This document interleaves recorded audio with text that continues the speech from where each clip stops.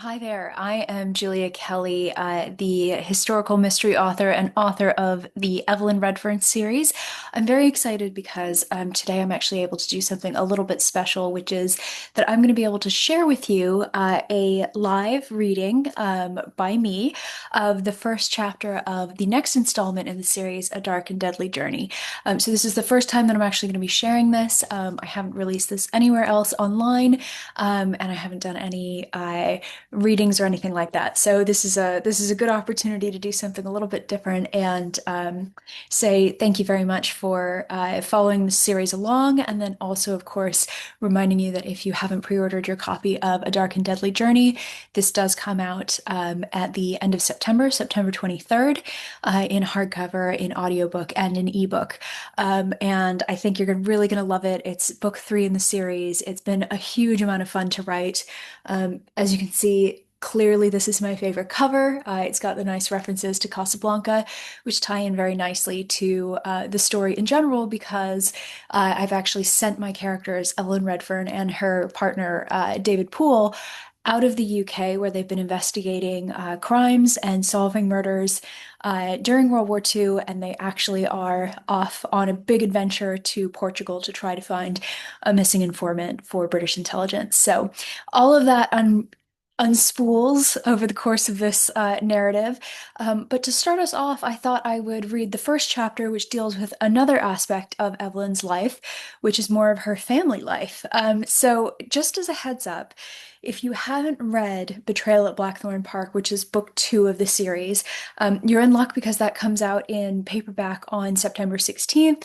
So if you've been waiting for the paperback, that is all to come. But big spoiler, something happens at the end of that book that leads on directly to the beginning of A Dark and Deadly Journey.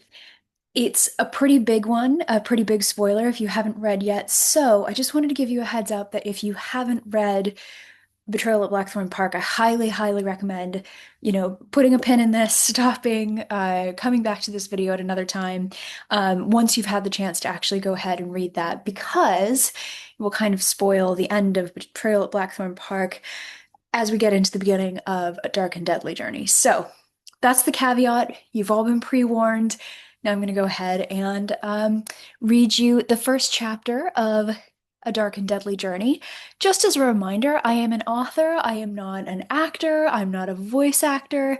I have a wonderful, wonderful narrator for my audiobooks, Marisa Kalin. She is fantastic, does a far, far better job of voicing Evelyn Redfern and friends than I do, but I'm going to do my very best and read you a little bit from A Dark and Deadly Journey. So, here we go. Chapter 1, November 20th, 1940. I am not an easy woman to shock. That is not arrogance, but rather a mere statement of fact.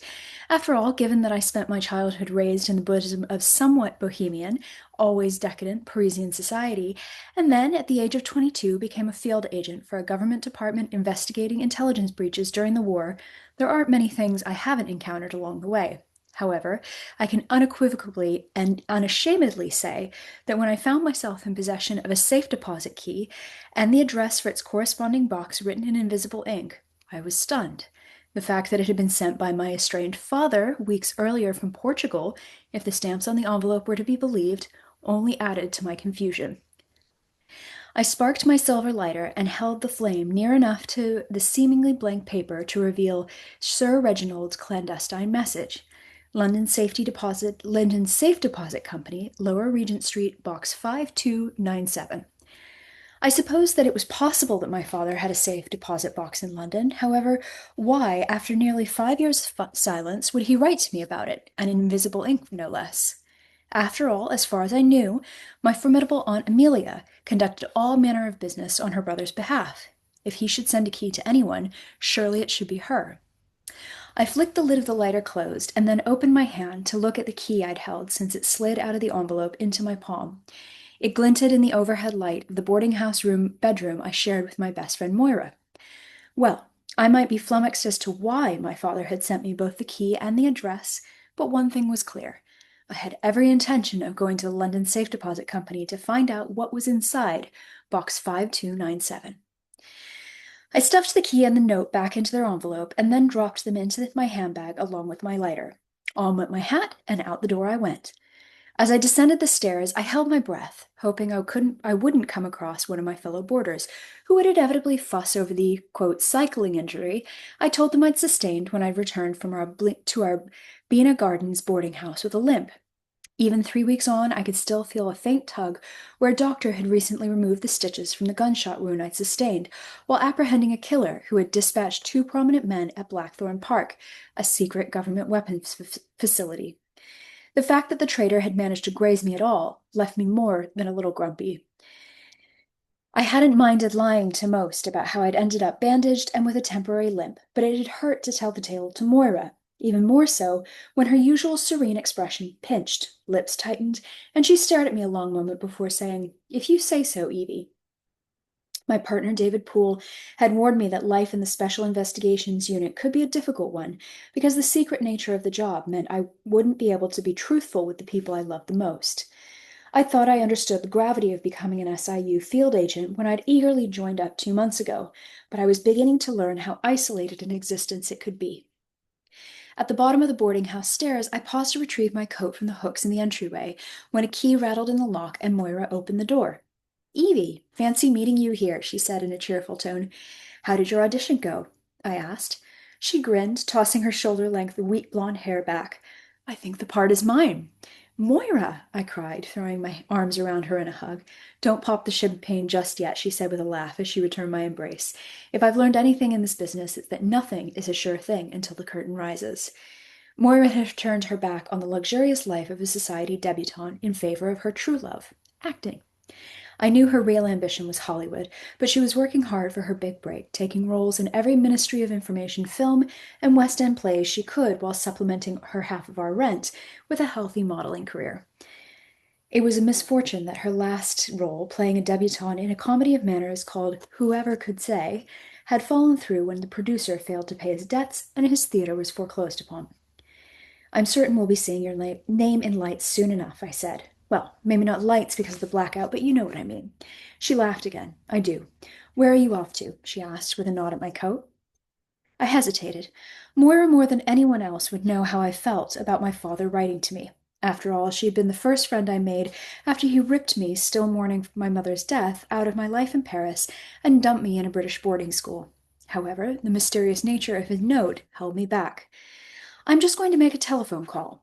I knew from years of living in boarding houses, first in Edinburgh, where I'd gone to university, and then under Mrs. Jenkins' roof, that they are not places where you can rely on privacy when you need it most. My friend raised a brow. "Don't tell me you've gone off the hall telephone because you've acquired a handsome officer you're keeping from all of us." I snorted. "Hardly. I must telephone Aunt Amelia. I used to, when I was a little girl, have two cats, Agatha and Amelia, so forgive me if I occasionally slip up. I must telephone Aunt Amelia. She wants to know when I'm coming down to Sheldon Grange to visit." It was at least partially true.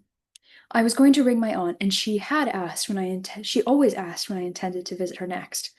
"Ah, so there's to be a negotiation," said Moira. "Godspeed." I smiled as I pulled on my coat. "Thank you. I'll see you for supper." I let myself out of the boarding house's front door and made straight for the red box around the corner on Old Brompton Road. A few moments after giving the switchboard operator the correct exchange, the voice of my aunt's butler filled the line with a somber Sheldon Grange. "Good evening, Henderson. Is my aunt home?" I asked. "If you'll wait one moment, please, Miss Redfern," he said. I drummed my fingers against the little shelf in the telephone booth as I waited and watched people hurry by, bundled up in their coat and gloves. With the winter nearly upon us, darkness had fallen some time ago, but mercifully the air raid siren hadn't yet sounded. No doubt all the men and women passing would be wondering what sort of night the Germans would give us and what would be standing next morning if bombs did fall on London. "Evelyn, is that you?" Aunt Amelia's voice pulled me back to the telephone booth. "Yes, Aunt Amelia. Is that charming man of yours with you?" "Charming man? Do you mean David Poole?" I asked, wondering just what my partner would think of if he heard my aunt referring to him as such. Yes, Mr. Poole, you really must bring him around again sometime. He can play the piano for me. Aunt Amelia, he is neither my charming man nor a performing monkey, I admonished. Clearly, the decision to take my David to my aunt's house, as part of our last case, had been as unfortunate as it had been necessary. That is the sort of attitude that will make you decidedly down in my books, Aunt Amelia scolded. I pinched the bridge of my nose hard and prayed to whichever god protected put upon nieces for strength.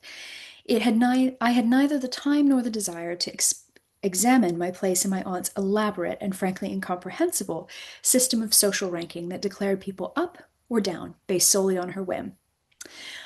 I'm certain you're busy, so I won't take up too much of your time, I began. Has Sir Reginald ever mentioned holding a safe deposit box with the London Safe Deposit Company on Lower Regent Street? Your father has always banked at C. Hoare and Company, just like our father and our grandfather. Are you certain he didn't take a safe deposit box before going on his travels, perhaps after Maman died? I suggested. Aunt Amelia hesitated. After Genevieve died, there was nothing that merited being put in a safe deposit box. Your father sold everything. Did you never wonder where all your mother's lovely things had gone?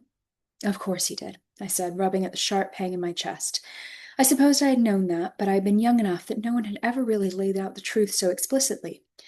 I argued with Reginald that at least some of the jewels in the furs should be set aside for when you came of age.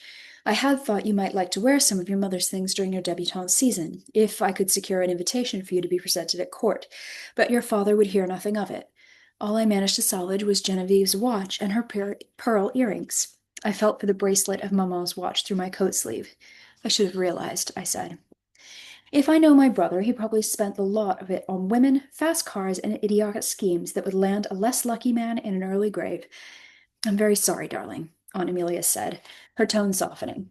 But I suspect that if there ever was a safe deposit box, whatever was in it is long gone by now. Everything she said made sense. My father was nothing if not profligate, and I could easily imagine money, or anything of value really, slipping through his fingers years ago. But then why send me the key and the vault's address now? And from Portugal, for that matter.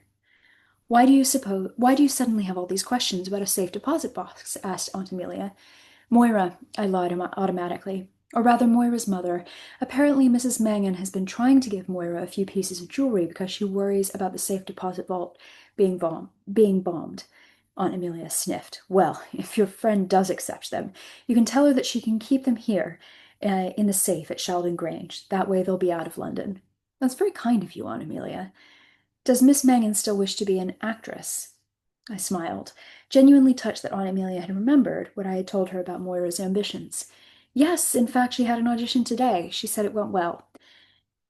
Then I hope Miss Mangan does not accept her mother's jewelry. Charity is a slippery slope for a girl trying to cling on to her independence. I shall remind her of that. Do. I'm glad you rang. It's Evelyn, it's good to hear your voice, said my aunt. My eyebrows jumped so high they probably brushed my fringe. Really? Of course, she barked at me. You are, as you are often quick to point out, my only niece.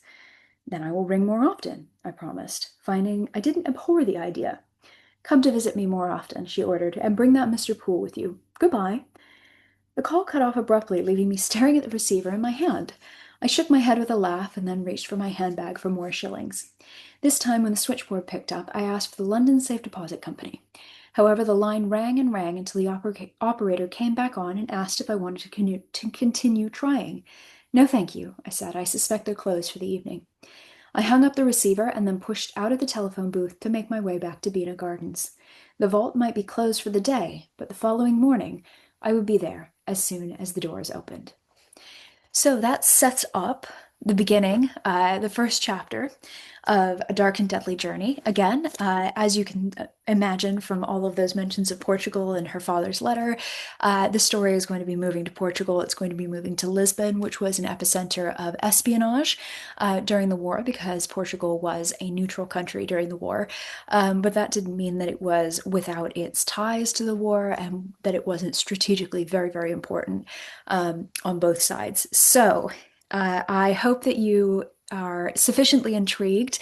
Again, you can pre-order A Dark and Deadly Journey so that it shows up either on your e-reader, on your device that you listen to audiobooks or in the post or at your local bookstore. It's coming out in hardcover, in audiobook, and an ebook on the 23rd of September. I'm very, very excited for you to get your chance to see this next installation of Evelyn's cases and her murder mysteries. And I hope you very much enjoy the ride. Thank you for watching.